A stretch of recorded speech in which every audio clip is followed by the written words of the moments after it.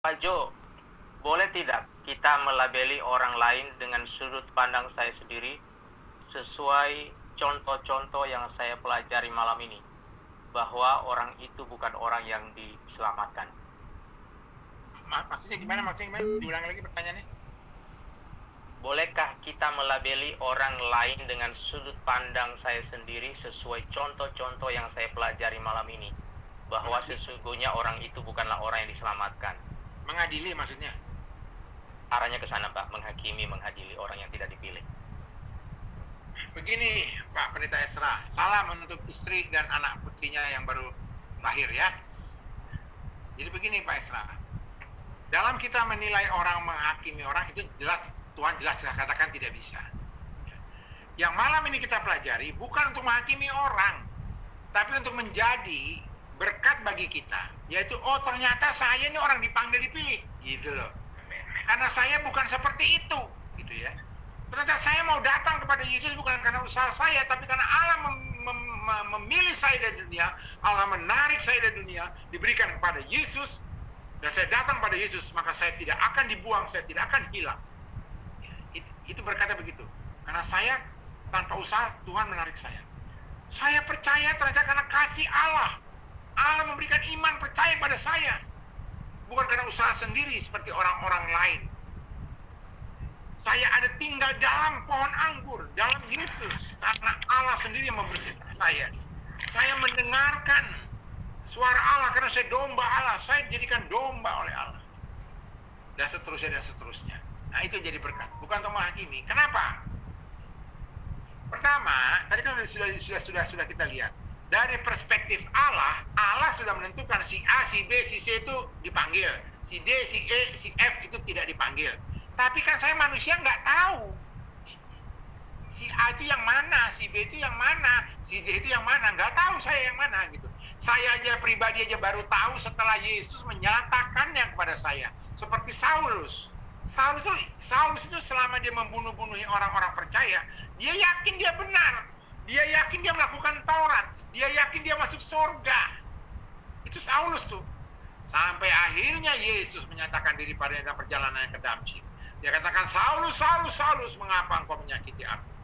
Baru dia situ kaget. Siapakah engkau? Maka suara itu berkata, akulah Yesus yang kau aniaya. Nah, di situ, di detik itulah, di menit itulah, baru Saulus mengerti, oh itu ternyata Yesus. Nah, orang-orang yang kita lihat sekarang ini seperti Saulus, menyerang-nyerang orang-orang Kristen, bangun gereja di resolusi, ini macam-macam. Sekarang begitu. Saya nggak tahu kan bulan depan tiba-tiba Yesus menyatakan diri pada dia dan akhirnya dia menerima Yesus. Jadi bukan wilayah kita untuk saya menghakimi orang seperti itu. Yang harus kita sampaikan kepada orang adalah, jadi kalau tadi yang dijelaskan selama tadi Pak Esra dan jelaskan pada orang di luar adalah betapa luar biasanya kasih Allah, karya Allah pada orang-orang yang dipanggil dan dipilihnya. Yaitu apa? Untuk datang kepada Yesus pun, itu Allah yang menariknya dan memberikannya. Untuk percaya pun, Allah yang memberikan kepadanya iman percaya. Melalui rohnya yang kudus, itu dikaruniakan pada kita. Ya saya percaya berdasarkan kasihnya di dalam Yesus. Untuk saya tinggal di dalam Yesus pun, itu karya Allah. Untuk bisa mendengar Allah pun, peka akan suara Roh Kudus, itu pun Allah yang menjadikan saya menjadi domba-domba yang mendengar dan mengikut. Dan seterusnya. Itu yang disampaikan. Tapi untuk kita bisa lihat. Orang-orang tidak dipanggil, tidak dipilih, itu sebagai pembanding bagi kita. Makanya dalam 1 jam ini kan kita melakukan 2 hal kan. Satu, bagaimana ciri orang yang tidak dipanggil, bagaimana orang yang dipanggil. Nah kita ini kan orang dipanggil, kita bisa melihat bandingannya. Oh, kalau dipanggil itu Allah yang berkarya ya. Tapi kalau orang tidak dipanggil itu adalah yang mengandalkan dirinya. Gak akan nyampe-nyampe itu. Nah, tapi bukan kita menyampaikan pada orang, kamu itu mengandalkan pikiranmu, maka engkau tidak dipanggil dipilih. Belum bisa kita mengatakan itu. Karena bisa saja bulan depan ternyata Tuhan menyatakan diri kepada dia sehingga dia menerima Kristus. Salah kan kita menghakiminya jadinya. Jadi sampai akhir zaman masih banyak orang-orang dipanggil. Nah, itulah tugasnya kita sebagai hamba Tuhan, menyampaikan, pergi. Jadi orang yang dipanggil harus pergi, jadikan semua bangsa murid. Karena saya tidak tahu yang mana yang sebenarnya murid itu, yang mana yang sudah dipanggil. Maka saya datang menyampaikan berita tadi. Saudara tahu, kalau saudara itu dipanggil dipilih oleh Tuhan, maka saudara akan diambil, dipilih oleh Allah sendiri dari dunia ini untuk menjadi miliknya dan datang pada Yesus. Tidak akan saudara dibuang, tidak akan saudara hilang, bahkan saudara akan dibangkitkan. Itu kita sampaikan, itu beritanya itu.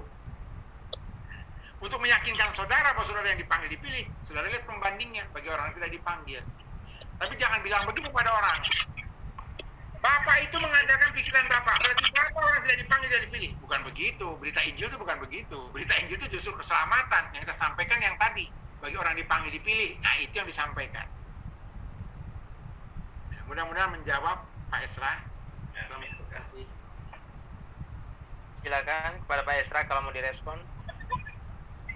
Ya, apa ya, cenderungnya kayak tadi kan habis yang tidak dipanggil itu seperti ini. Tiba-tiba saya ingat seseorang.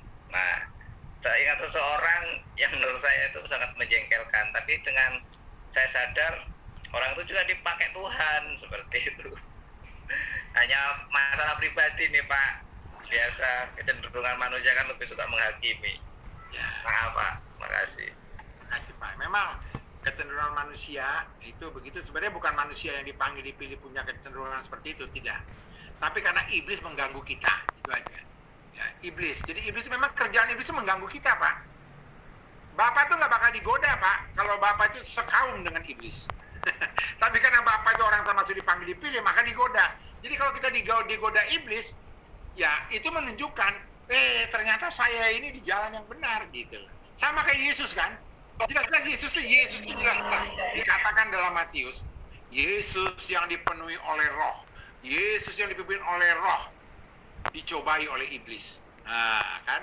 Jadi Yesus saja yang dipenuhi roh dicobai, diganggu iblis. Nah, kalau kita diganggu iblis, ditipu iblis, nah, hati saya memang anak Allah gitu loh.